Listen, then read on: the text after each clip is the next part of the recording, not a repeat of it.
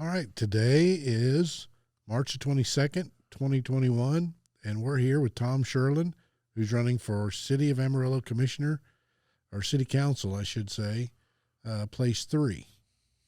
Tom, welcome. Thank you, sir. Appreciate the opportunity. Let's start off by telling the voters who you are, where you came from, and then we'll go into why you're running for City Council. Glad to. Tom Scherlen. I was born and raised in San Antonio up to ninth grade. Ninth grade, I moved to Borger, Texas. That was quite a change from San Antonio to Borger. If you could only understand the change there. Yeah. Then, after I left Borger, graduated Borger High School, went to Frank Phillips College for 2 years, moved to Amarillo, went to WT for 2 years. Then I got married, been married to my wife for 47 years. We married and had 2 sons. Both of them were police officers in Amarillo. One was killed in the line of duty in Amarillo, and the other one is still a detective at the Amarillo Police Department. So we've been here since 1972 and been a citizen. In my career, I went to work for Austin Hose, or Austin Distributing, when I first started, which changed their name to Austin Hose. I went to work in the warehouse, moved up to the phones, became the branch manager, then became operations manager. Then I became vice president of operations, and eventually I became CEO of the company. When I left the company, it was about a $44 million company operating in about 7 to 8 states. We had branches in Kansas, Texas, and Oklahoma. And we worked a pretty good business and got a lot of experience in negotiation, working with industries, learning how to negotiate a deal, good deals, bad deals, how to make money. And that's what I want to bring toward the county commission, is my business background. I am not a politician. Hope I never become a politician. I hope I become what I am today, a businessman trying to help the citizens of Amarillo. Very good. So that business is still out there on I-27, Yes, sir. I-27 and 49th and 50th Streets. Yep, I bought a lot of hoses out there. Good. I probably saw you through the years, but yeah, I was more or less in the back office there for a long time. So I've got a bunch of cat equipment, so every now and then we're blowing a hose. Oh yeah. So I didn't realize that's who you were with all those years. Yes, sir. It was a very good living. It was a good company. We brought a lot of money to Amarillo from Kansas, Nebraska, Oklahoma, Texas, Louisiana, New Mexico, and all that money we collected showed up in a bank in Amarillo, Texas. Mm-hmm. So we've supported Amarillo for a lot of years. And that's still locally owned, isn't it? Yes, it is. It has been bought, and it's all locally owned and been a good asset to Amarillo and has been very involved in Amarillo. So that's the kind of things we need, is small businesses in Amarillo that come in. That company was started in 1966 out of the back end of a station wagon. And today I think they got warehouses in Wichita, Kansas, Oklahoma City, Amarillo, Odessa, San Antonio, Corpus Christi, and I'm not sure if they got more than that, but they're still growing and going. So, just not Austin. No. I always wondered why they called it Austin. It was named after the original owners of the company. Their last name was Austin. Oh, okay. So that's where it all came from, and that's how everybody always thought we were in Austin, Texas. Right. But we had nothing to do with Austin, Texas, except sell stuff there. Mm-hmm. So that's what made us unique. That's very good. So that just kind of goes to show how important local businesses are. So what do you see your role as a city councilman at large representing the voters? What do you see as your role? Okay. I would love to get into the negotiation of some of these deals that the city does. As I've been witnessed through the last few years, I retired 3.5 years ago.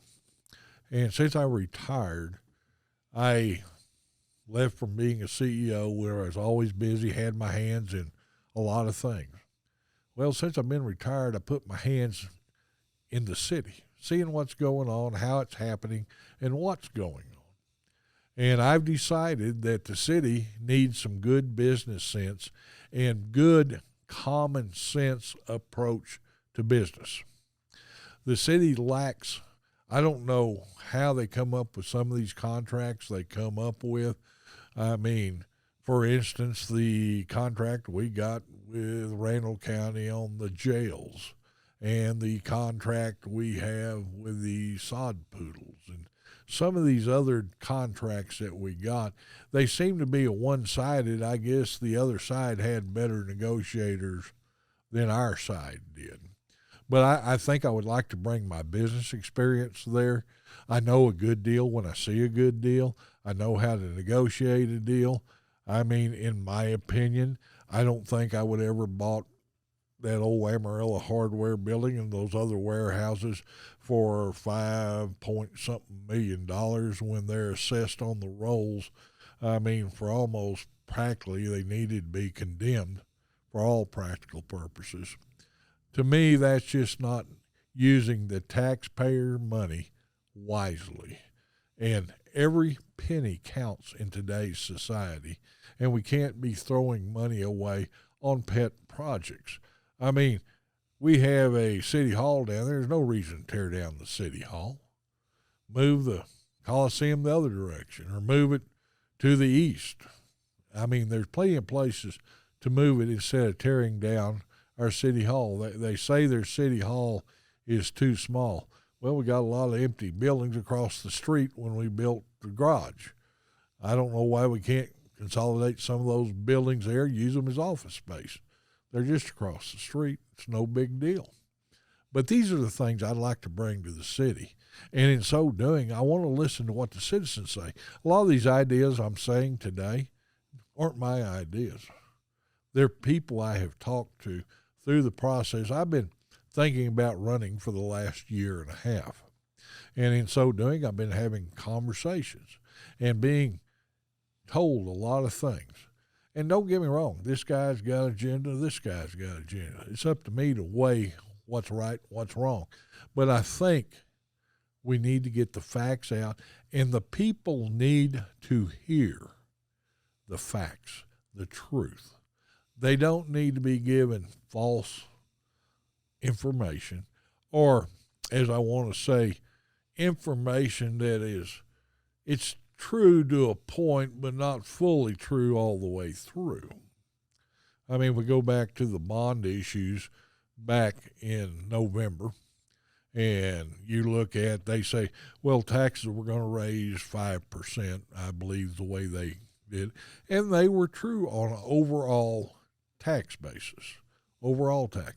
But city taxes were going to go up 39%. I can show you that in the brochure they printed theirself.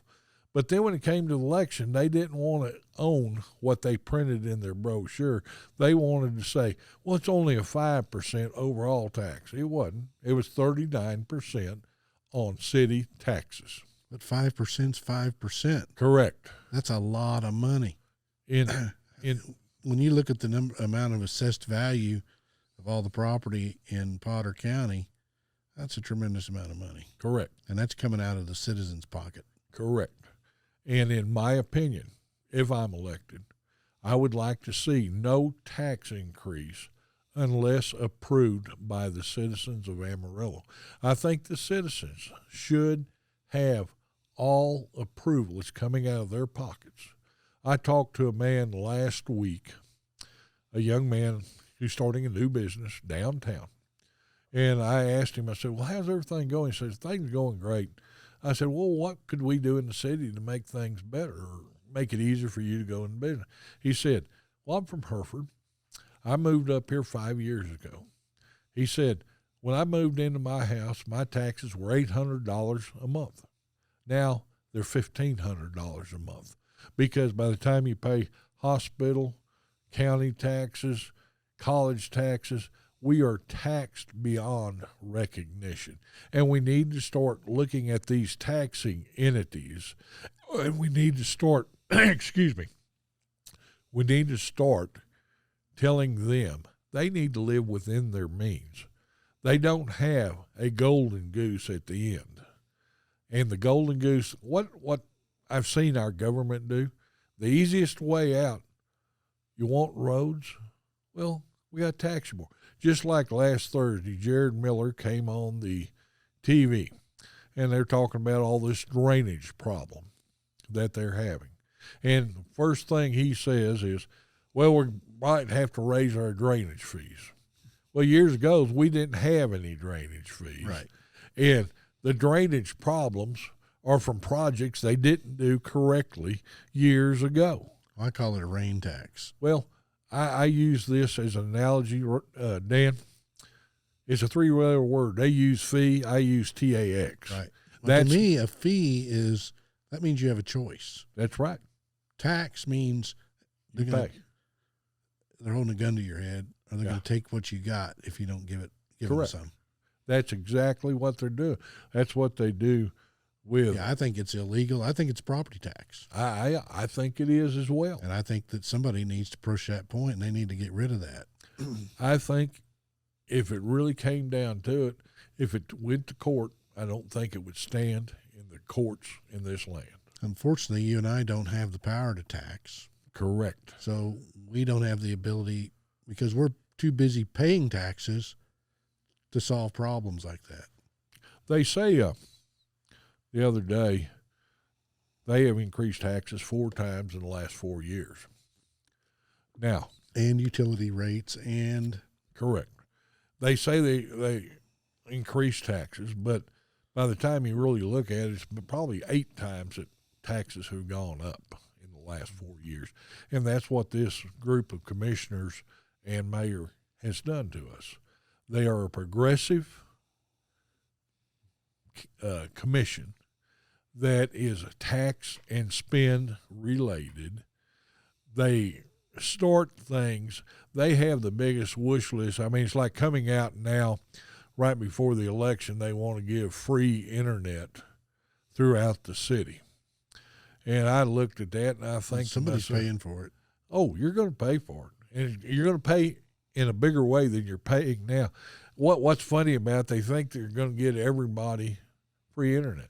Well, I want to say, man, about every kid I see anymore, whether he's in grade school, middle school, or high school, they all got a cell phone. Yep. They all are using the internet. Mm-hmm. So why is the city wanting to get into the internet business? That is in competition with the businesses we have in town already, and that's not right. We don't need, the city needs to concentrate on what they're supposed to do, and they are supposed to serve the citizens of Amarillo. They need to take care of the streets. They need to give us fire and police protection. They need to supply our water. They need to fix what needs to be fixed on our roads. But yet they want to get off and they want to build everything else from their wish list. And if you go downtown, there's a 10 square block that is really taken care of very nice. But the problem is Amarillo has a lot more blocks than 10 square blocks. And it's about time our citizens get the services they deserve from the city commission. Dan, did you know that in this next budget coming up, they're going to spend $57 million to repair our roads that was voted on by the citizens of Amarillo in 2016. Do you know, excuse me again, do you know when they did that, that's going to raise your taxes again because they haven't been charging you for that because they haven't spent it. Now, my question to the commission is, why does it take 5 years to do a job the citizens authorized you to do 5 years ago? And now they're just now getting around to doing it. I was looking at some figures yesterday a friend of mine brought me, and back in 2016 when they were going to do the road project, they were allotting $3 million here and $2 million here on the northwest and $3 million on here. And today that same project has almost raised 60%. Do you know why? Prices have gone up in that 5-year period. So now we're actually going to end up getting less of that project because we gave them able to spend $90 million on that, and now we're going to get less. I don't understand a government when they're given by the voting public a mandate to do something, they don't get it done, because when the people see that tax at that time, they know what they voted for. They know why their taxes are going up. You go into it 5 years later and they see these tax bumps as they come up, they're going, well, where did this come from? They thought they've already been taxed for it. No, because they haven't done the project. Yeah, that's not good. Well, I think that I guess the primary role of the council is to be the liaison to the voter and really to oversee the city manager. Correct. So I don't know that the citizens feel that the city manager has been overseen by the current council. I think that that's what I'm hearing from a lot of voters is they want somebody that's willing to oversee, do the job. Correct. You know, like Congress is supposed to oversee the executive branch and vice versa, but there's no, like you say, they're focused on the wants and not the needs of the citizen. Correct. If you take care of the needs, the wants happen by magic without city input. Correct. Well, Adam Smith called it the invisible hand. Businesses will come and projects will happen. I almost think we need a constitutional amendment that said we should have separation of business and state. Correct. Problem is every government seems to want to get involved in business. Well, if they wanted to be in business, why didn't they go into business? Correct.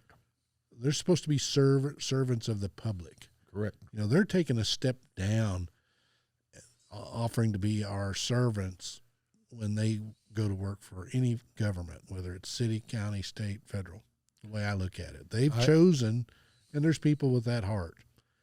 And they don't, but we're just seeing, and it's everywhere, and I don't know where it comes from. It's all of a sudden they all want to become dictators and tell us all how to live and what to do. And, you know, you see it now with all the mandates. What do you think's the cause of that? It has a lot to do with egos.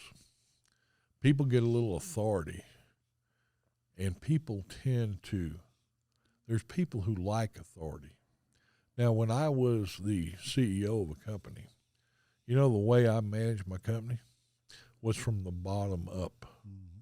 I let the guys tell me what they needed. I'm not talking about the managers. In fact, when I first became CEO, I'd go in the front door and talk. Manager, oh, man, everything is great. Everything's running fantastic. You couldn't ask for a better deal. Well, then I decided, well, I'll show up unannounced, walk in the back door. Well, I got a different story in the back door than I did the front door. I got to find out what we needed, what I could do to make the job easier and more efficient. And that's what I think we need to do with the city. That's one thing I want to do with my business experience is there were a lot of times I would go to one of my branch offices, and they probably thought I was about lazy. I'd sit in the corner and just watch, just observe the employees. And then I would ask, well, how often do you have to do that? How often do you got to get up and walk across the office to get a printer? Or how many times do you got to do that? And after you do that a little while, you find out, boy, there's 100 ways to save money. Yep. And actually, from the time I started, we were able to decrease employees because we became efficient. Mm-hmm. Now, do I want to go in the city and get rid of a lot of people? No. I just want to see that everybody is earning what they're supposed to earn and they're doing what they're supposed to do. I don't particularly want to go and talk to the manager of waste. Now I want to get in the truck with the truck driver and talk to him. Ride the alleys. That's right. And see what the problems are. Exactly. And it's just like I visited with the fire department. I would love to go and sit down and break bread at every fire station in Amarillo and let those firemen tell me what they need. Same way with the police department. I would love to go and ride with the police officer, be on the midnight shift, see how many officers are on the streets, see what happens. Yep. These are the things I think, because what I'm running on, and I put out a post today, I asked the people, do you want a part-time city councilman, as my opponent will be? He's got a full-time job. He is a doctor here in Amarillo. Or do you want somebody that's going to give you part-time here and part-time there? I'm offering a full-time solution. I'm offering the time that I can go down into the city and see what goes on. These are the things I think we need to understand. You cannot run a city part-time. And that's what we have a lot of, is part-time councilmen. Mm-hmm. Now, to hear them tell it, they're probably working 80 hours a week. Well, they can't. They're already doing that, their own little business. And running a city is different than running what they do. Yeah. And these are the things I would like to see changed. And in so doing, I also made a promise to the citizens of Amarillo. I will hold town halls. Every quarter I'll be in every part of town. And I'll be in the libraries, the churches, wherever I can get an audience, I want to be there. So you'll be accessible to the voters. Definitely. To me, since this council has been put into office, we have seen accessibility go from fairly good to absolutely none. And they are, it's like right now, the governor of the state has stopped all mandates, okay? There's no reason they can't be having city hall meetings. There's no reason the public can't be there. The only reason it is they don't want them there. Yep. And these are the things that just burn me up, because if I'm elected, who put me there? The bosses are out here in town. And why are you cutting out the boss? When you start cutting out the boss, you're up to no good. That's right. Well, that's kind of why we're doing this, so we can get everybody out to the voters so that everybody can see who they're voting for. Correct. And I appreciate y'all doing this. I don't know why nobody will do that. But so we're just doing it.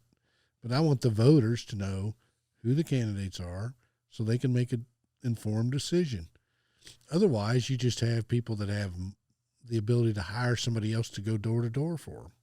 Correct. And then they get elected because of their name ID, and they don't have any information about any of the other candidates who may be better. Correct. But it's not for me to decide who they should vote for. It's my job to inform the voter. And that is my job as well. Now, I'm running a campaign basically myself. Mm-hmm. I'm the one that's going to put a sign in your yard. I'm the one that if you call or contact me on Facebook, I'm going to answer. And I've had a lot of discussions. People have called. They've sent me messages on Facebook. And that's not going to change when I get elected. In fact, I hope it increases. And I know myself, I have called City Hall. I have left emails. And it amazes me how people can ignore an email that are elected official. I mean, I don't care if you put, I'll look into it. at least I got a response. At least you know they got your email. That's right. Yeah. I mean, it doesn't take I know on my phone, I can put in pre-done messages. Mm-hmm. Thank you for your concerns. I'll look into it. Mm-hmm. All I got to do is push a button, Yep. and it'll send that message. Yep. How hard is that? When Well, when they decline responding to you, it is total disrespect, and they're disrespecting who put them in office. Well, I visit with voters a lot, and like you say, the voters are the ones that have the ideas. But I tell them, if you have a good idea, what you need to do is contact your councilman, contact the mayor, contact the city manager, propose your solution, and then let them have it and run with it. And if it's a good idea, any logical person would probably be willing to do that. But if you go down to the council and you lob insults, Correct. you're not going to be very effective. Correct. And I think we've had some of that, and maybe the council's overreacted. I don't know. But I can kind of see both sides. I'm not defending one or the other, but I'm trying to get the voters to understand, bring them a solution. And I think that's what they want. Whether you're in office or anybody's in office, we need to get that out to the voters to understand. Bring solutions, not problems. Correct. There's never, I remember I'd always talk to my salesman when I was running the company. And I always told my salesman one very important thing. Every negative is an opportunity for a positive. And I said, if you solve that guy's problem, you'll have a customer for life. Yep. And these are the things we need to do. Yep. If it's a negative, let's figure out how we fix it together. It's not me to fix it. We, as citizens, need to fix it. And this is something else I feel like is very important, Dan, is in this day and time, government starts at the local level. Yes. And we've got to change government at the local level, go to the county, go to the state, and then go to the federal. Yep. These people, everybody worries about Washington, D.C. Washington doesn't affect their lives like Amarillo, Texas does. Yeah, they're 1,600 miles away. As soon as people realize that Amarillo is their government, they are the ones that are going to serve you. It's not Washington, D.C. It's not Austin, Texas. It is Amarillo, Texas. And these are the things I think I've learned, especially over the last year with COVID. Mm-hmm. I decided, now this is just my thinking, our city overreacted. They underreacted. Then they overreacted. And then they hit some things dead on. And it's, for instance, boy, they come out right away wanting to shut down this, shut down that, and everything else.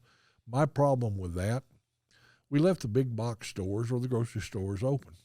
There was no reason Ma and Pa couldn't open their businesses. Yep. I felt like that was a travesty, injustice.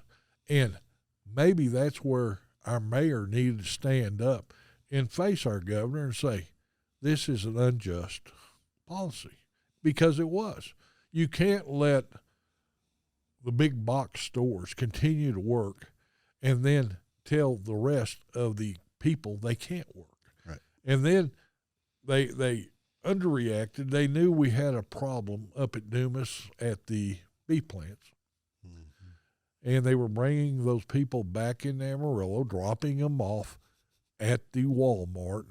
Yep. And we knew this. Then all of a sudden, what do we have? We didn't do anything, so then we had a big, huge spike in Amarillo. Mm-hmm. They don't remind you of that one, do they? No. But they tell you all about how good they did giving the shots. And I will say, our health department officials in Amarillo did one tremendous job. Now, I don't think the city commission had much to do with that. They're the ones taking the glory for it. In my opinion, they should give all those people who are in the health department that put this together, they need to be given keys to the city, because they did a tremendous job. But what do politicians do? Oh, look what we did. Look what we do. It's sort of like the same thing with Amazon. I'm glad we're getting jobs in Amarillo. But here's my opinion on the Amazon. Amazon had a plan, a 10-year plan, 5-year plan. They knew they wanted to come to Amarillo. They knew they were going to put a store here. It's logical. Yeah. You're sitting in the middle of I-40. You're sitting in the middle of I-27. And if they build the Mexico to Canada highway, we're going to be in the middle of that. Now, did we actually need to give everything we gave to get them? I don't know. I don't think so.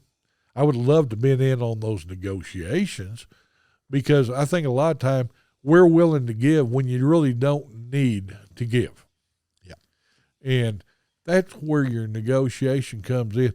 I also found this out, which really bothered me, that a council does not have a member that sits on that AEDC board. That's crazy. To me, all the council ought to be on that board. That's my opinion. And the AEDC, it's against their charter, their policies. Now, that doesn't make any sense. It doesn't make any sense to me. Change the charter. That's where we've got to get this stuff. So no wonder we have a lot of these. To me, they projects. should basically be the AEDC. Yeah. We've got too many different entities out there. Correct. Well, it's even you got AEDC, then you got the TIRS deal, and to me, it's just another little AEDC that they use to funnel money out to people. I mean, these are the things that bother me. What bothers me is if you have to give somebody a tax break to come to your town, what's that tell you? Did we really need them? No, that tells me your taxes are too high. Correct. Otherwise, it wouldn't be an issue. Correct. They would be. Why here don't they anyway. reduce taxes? And everybody says, "Oh, well, we have a lower tax rate than somebody else." We should have the absolute lowest tax rate anywhere. Correct. We should be proud of that. I'm not saying we need to have a. I don't understand the logic of these people that when they say things like that. It's like, well, they did it in Houston. Mm-hmm. Who cares? Yeah. Houston ought to be looking at Amarillo as a shining city on the high plains as an example of how to save money, how to do things right, be effective, and take care of your citizens. I notice my mayor always uses to compare us to Lubbock. She loves to, Lubbock's taxes are 50 cents or whatever they are. Well, and ours are only this much. Mm-hmm. It doesn't make any difference what Lubbock If it wouldn't be for Texas Tech, Lubbock wouldn't be the size of Aspermont. Correct. You got it. And we ran them out of Amarillo. Well, it's sort of like they brought up the other day, Amazon bringing in 500 jobs. My question is, how many jobs are we losing with the quarter horse possibly moving? I mean, if we'd work on keeping the quarter horse, I think there's pretty close, probably 500 jobs right there. Mm. So, is it just a swap? Yeah, why don't you take care of what we got first? Correct. I think AEDC, they're after these great big projects. And there's a lot of time, some of these small businesses. I remember when I was in business, I went to the AEDC. And what could I do to get help for our small business? We brought in lots of money to Amarillo, okay? But it was I had to have too many employees. I had to have too much of this, too much of that. And as a small business, we couldn't fit that cycle. I think the AEDC needs to have maybe two divisions, a large business model and a smaller business model. Because you know who pays the taxes in this city? The small businesses. We've got a lot of big businesses that have tax abatements. Yes. Why? I always say small business is big business. Correct. I mean, it blows away big, but you can get rid of all big businesses. Doesn't matter. Mm-hmm. It's the small businesses that matter. Correct. But the feeling that we seem to be getting lately is that nobody wants small business around. They're trying to get rid of small business, looks like. I agree. And everybody's after the great big businesses. I mean, the thing that amazes me, you look at Arlington, for instance. You got Jerry Jones, a very rich, wealthy man, and they built him a stadium. Where is the equitable? Where does that help? I mean, yeah, it brings in people to spend money, but how many of them stay in Arlington? Very few. You know, and that's the thing. When you do these things, you need to look at the end result. Who is going to benefit? Are the citizens throughout the city of Amarillo going to benefit? I think a star in Amarillo that has been overlooked for years is the San Jacinto area, old Route 66. You can go down Route 66 any day of the week, and you're going to see cars from all over the country. You're going to see citizens from throughout the world that visit old Route 66. Yeah, a lot of people drive old Route 66 Correct. across the country. And you don't see them. I don't see them down at Hodgetown getting their pictures made in front of Hodgetown. I see them down on Route 66 taking their pictures in front of these old stores, in front of the Route 66 signs. Why doesn't Amarillo boost that? Yeah. Take care of it. Make it a shining star of the city. I've always asked that question. We've got the big ranch history, the cattle history and industry. Fascinating history there. The railroad history. That's why we're here. That's why Amarillo's here, because of the railroads. And we got, the railroad history. You got the Paladuro Canyon. That's the second largest canyon in the country that most people in Amarillo don't even know exists. Correct. But they want to focus on baseball. Like, correct. That they can get in any town in America. Correct. I don't get it. Well, these are the things I've been thinking about since I've been wanting to run for commission. I mean, I'm looking at, you can ride by the Big Texas Steakhouse. They have done a tremendous job. Sure. Yeah. That place is packed. But if you look at all the reasons people really come to Amarillo, they're all private. Correct.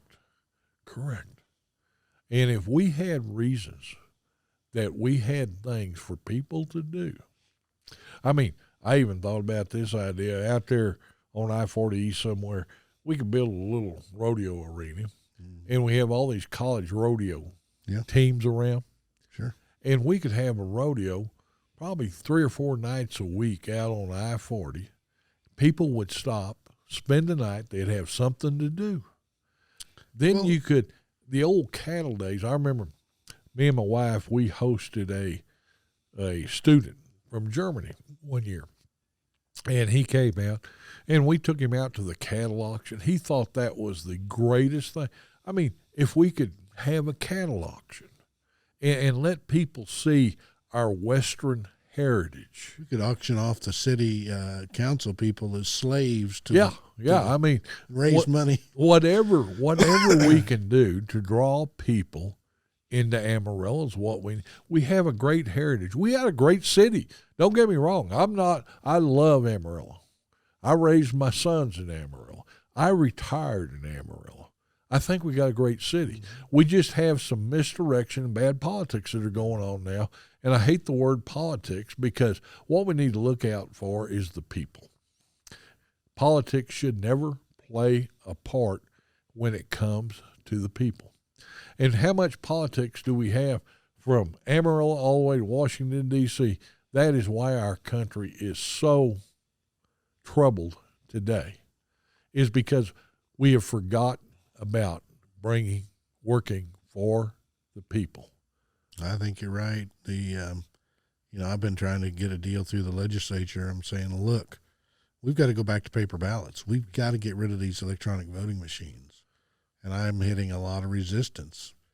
They want those electronic boxes for some reason. They can manipulate them. Well, I mean, don't get me. I'm not a I think you may be right. I mean, there's got to be a reason. They're either making money on them, or there's something more sinister going on. Why would you want them when they cost hundreds of millions of dollars, when we can print a ballot for pennies a dime? On the dollar? We could run an election ballot cost well under $10,000. they want to spend hundreds of thousands of dollars. It costs us almost $100,000 just in Potter County to have an election. Correct. Citywide, because you're dealing with Randall, you're going to double that. Yeah. That's crazy to me. It's a waste of your money. It's a waste of my money. money. And then you don't have any way of knowing 100% if your vote was accurately counted. Correct. And that, to me, is unacceptable. Well, I that's the thing. I need to know. A lot of people, after the last election in November, have really been disfranchised because there's a lot of questions about the election in November. And the thing that bothers me is nobody's looking into it. But let's do it. Let's go to paper and we solve the problem. That's right. We eliminate the cause. No more problem. Correct. Well, this is the thing I saw on an Amarillo Matters mailer. I don't know if you've gotten one yet, but it's telling the old folks to vote by mail. It comes out, and Amarillo Matters is actually telling people if you're over 65, you can ask for a ballot, and you can mail it in. Yep. I don't like that. No. Because I don't think that goes against what we as citizens, if you start, it's ballot harvesting. I don't care what you do. It's not quite ballot harvesting, but there's a difference. In Texas, we have absentee ballots. And what they're doing is say you can apply for an absentee ballot. The Senate Bill 7, we're going to talk about today that they pushed off till Thursday, addresses that, and they want to stop that. But I don't believe anybody should get an absentee ballot unless they simply cannot be there or physically they can't make it. But in Texas, they say if you're over 65, you can automatically apply and get it. And I disagree with that. I disagree with it wholeheartedly. I think as long as you are able to go and vote. And people want to. Yeah. And I vote, and my vote is a sacred Well, to me, it's making people over 65 second-class citizens. Correct. Like, we don't want you in our polls. Correct. That's what it's telling me. Yeah. Stay away. And these are the things that we need to change on the local level. You know, if we start on the local level, that's where you start a change. Is we can say here in Amarillo, let's start in Amarillo. Let's go back to paper ballots. Yep. Start in Potter, Randall County. I may do it. Well, I mean, I may just decree that we do that because I think if I can't get it done at the state, I'm just trying to figure out a way to pay for it all to get it out to all the voters in the state. I think they'll sign the petition and we can force the legislature to do it. I think we could. I haven't talked to anybody that doesn't agree with it. It's common sense. There's the key word. When you get in government, common sense goes away. Yeah. What causes that? It's like making people pay to park downtown with some app. Mm-hmm. Is that logical? No. Okay. I spend all this time and effort and money and sales work to get people to come downtown and open business. Mm-hmm. Then I tax their customers to come to my store. Mm-hmm. But if I build a strip center off Sauncey or rent a strip center over there, I don't have to pay. The customers don't have to pay for parking. How is that logical? Now, if you've ever noticed, they only do that from 8 to 5, I believe, or 7 to 5. They run the parking. So when people are asleep, they don't. Yeah, and then after 5 o'clock, miraculously you can go park downtown and not have to pay anything. And who does it help then? The businesses that are there then. They're very. So they want to get rid of the legitimate businesses and increase the seedy businesses. Correct. That is my opinion. Yeah. Let's open up the bars and restaurants down on Polk Street. Don't get me wrong. I go down there. I have a good time. I don't have to pay to park. But do you know during the day, I will not go downtown. Yeah, I won't either. Because I'm not going to pay to park downtown. I won't either. I will not do it. And if you drive through downtown, I made a survey. I made it several times. Drive through downtown and look, nobody is parking in those parking places. yeah, this isn't Dallas. No. This isn't Austin. And people in the Panhandle are not going to pay to park. It's not going to happen. Correct. We're not going to do it. No, we're not. I came up here in 94, and I had to go downtown. And I was from Austin, and I think I hold the state record in parking tickets in Austin, Texas. And I had to go downtown. I think it was my attorneys were in the Amarillo Bank building or something. I was just like shocked. I thought, there's no parking meters. You mean I don't have to pay to park? I said, that's one of the primary reasons I decided to come to Amarillo, because I'd bought some property up here, and the more I was up here, that was things like that people don't think about that make a big difference. It's not irritating. But then when they pull this stuff, like, it's just illogical, and it's got to cost them more to do that than they're bringing in money. If you look at it, Dan, there are businesses downtown that get 2 hours of free parking around them. But then there's a littler business just down the street a block or two that doesn't get that. Yeah. I mean, I believe in equality for all. Yeah. And everybody that's should what, be treated the same. Yeah. That's what we're missing in our government today. It's not equality for all. It's equality for a few. And I think that's where we have gotten lost in Amarillo, is we have let a few dictate to the majority. And this is where I'm going to ask the people right now, you have got to get out and vote. Because if you don't, you will get 2 more years of the same thing that you've had the last 4. Mm-hmm. You have got to vote for change. You've got plenty of selections this year. Yep. This isn't like other years when you really didn't have a selection. There are a lot of great candidates that are running. Oh, it just boggles my mind of the quality of candidates we have running for city council this year. And we've got great candidates this year. And it's time that the people, I'm asking the people here in Amarillo on April 19th through April 27th, early voting. And then the election is May 1st. It's very important to you, if you like to keep your money, you need to get out and vote for the change. And I don't care who you vote for. You can vote for the incumbents. Just please vote. Be informed and vote. Correct. That's all we want. That's all I want. It's all you want.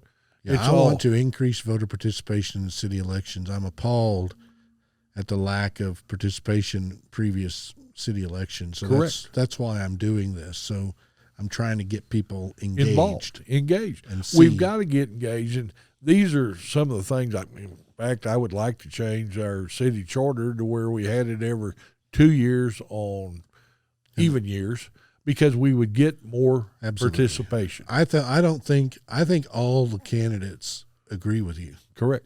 And I think all the citizens, every citizen or voter I've talked to, thinks that's a good idea.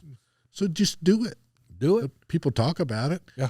Well, make the city attorney get off his tail end and get it done. Whatever we got to do to get it done, let's do it. I've heard this response from some, when I've talked to different entities, but with some brilliant ideas that I've had. Well, that would be a lot of work. Yeah.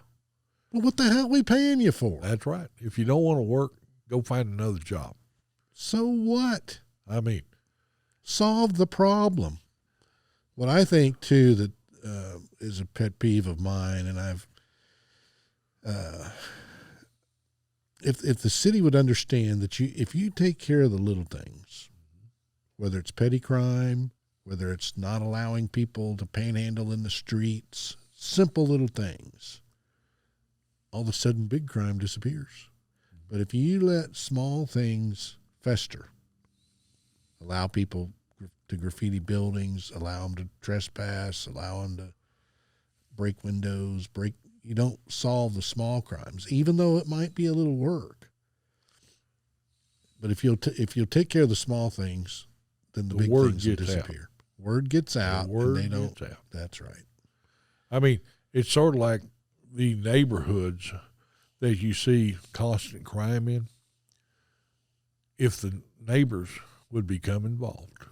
Yep. Well, when I tell my precinct chairs, I say, know your neighbor. Correct.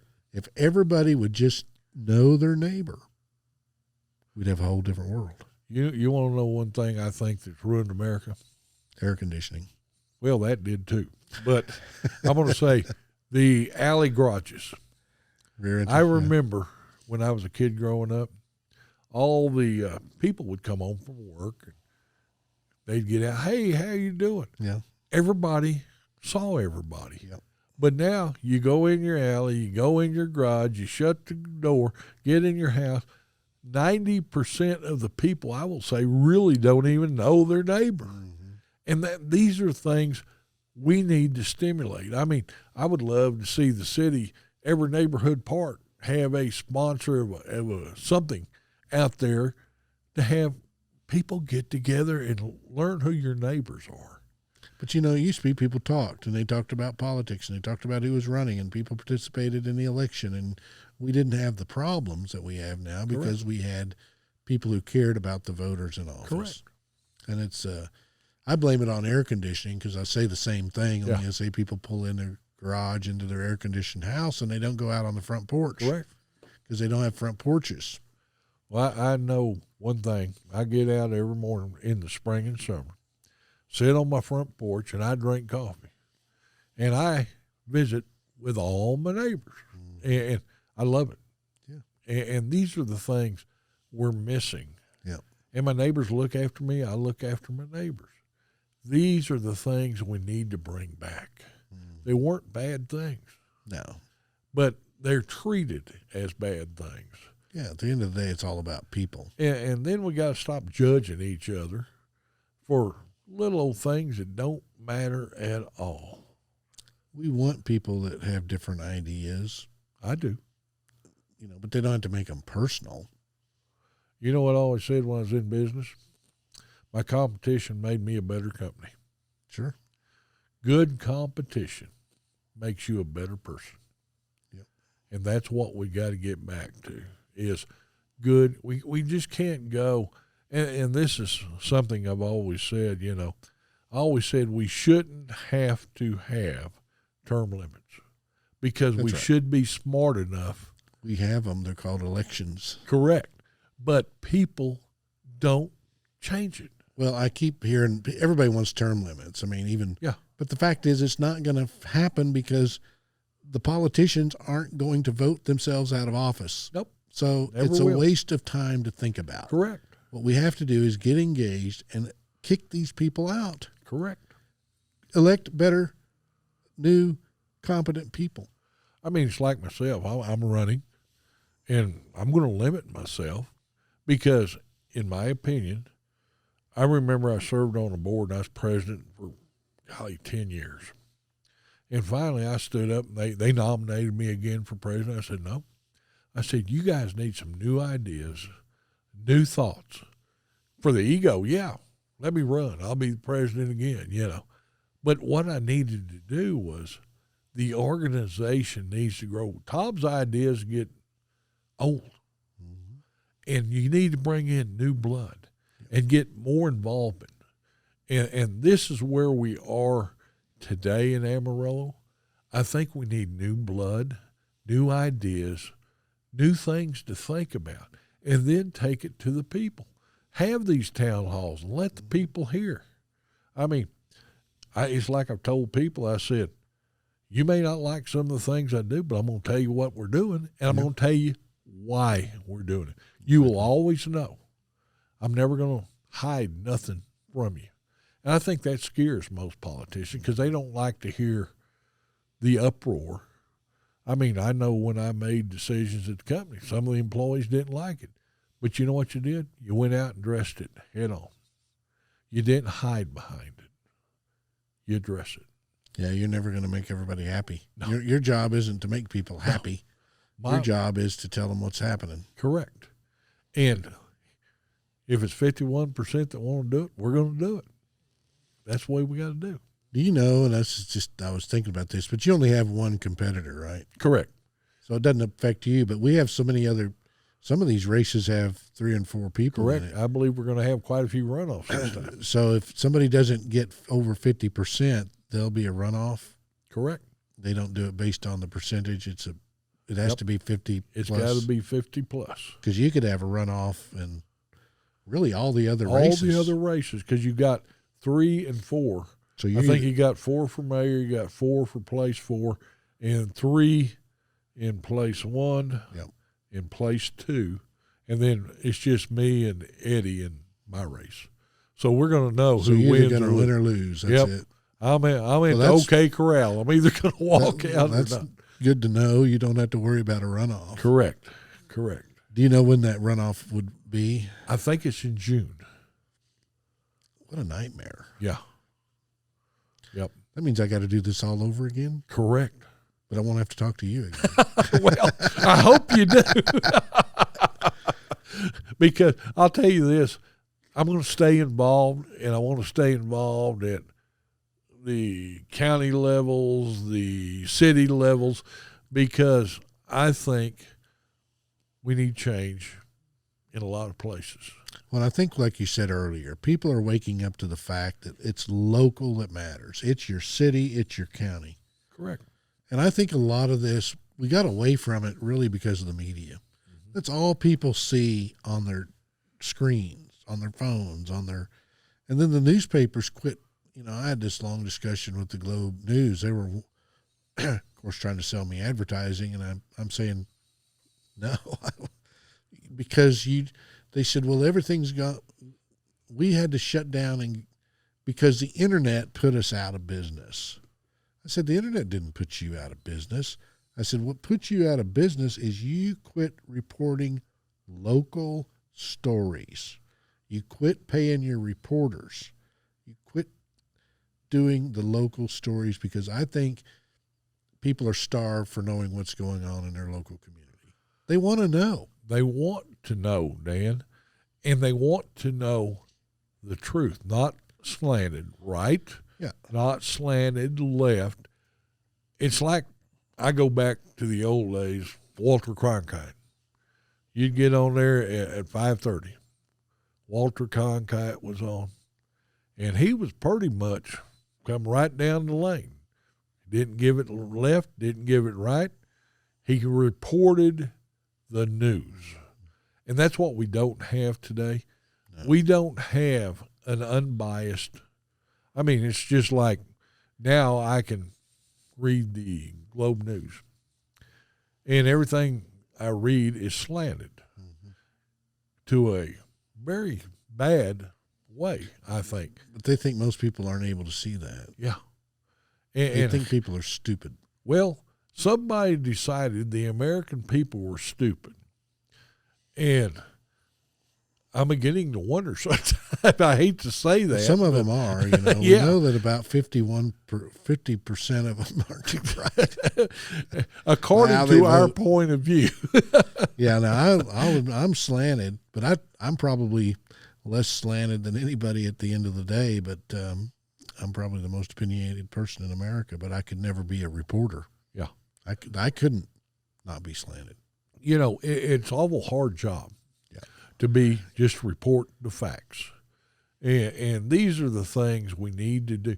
And it comes down from our politicians. They don't tell you the truth. No. They tell you enough to make you feel good, okay? Make you feel, it's like some of these packages that are coming out of Washington, D.C. Oh, everybody loves to get a check from the government. But do you know we're going to have to pay for that check? Yeah. And at least twice. Correct. And it looks good now, but if you looked at your gas prices in the last 60 days, and then you're going to look at from gas prices, everything's going to go up. Well, they just increased the money supply by 30%, like in a month. Yeah. Now, if that stuff stacks up in the banks, we're okay, right? Yeah. But if it oozes out, what's going to happen? Well, I'm putting it to you this way. I'm scared to death. I'm not worried about America, but I can see a global economic recession. And I can see it starting in Europe, because Europe's practically bankrupt today. Yeah. I mean, all but bankrupt. And with our global economics, people hadn't thought about this, but global economics, we're all tied anymore. Yep. And if Europe goes down, we're going to be followed right with them, because we can't bail them out anymore. Well, that's what happened in the Great Depression. It was started in Europe. Correct. And then you got the money flows shooting around the world back and forth, and that's what throws everybody off, because nobody knows where it's going to end up. Mm-hmm.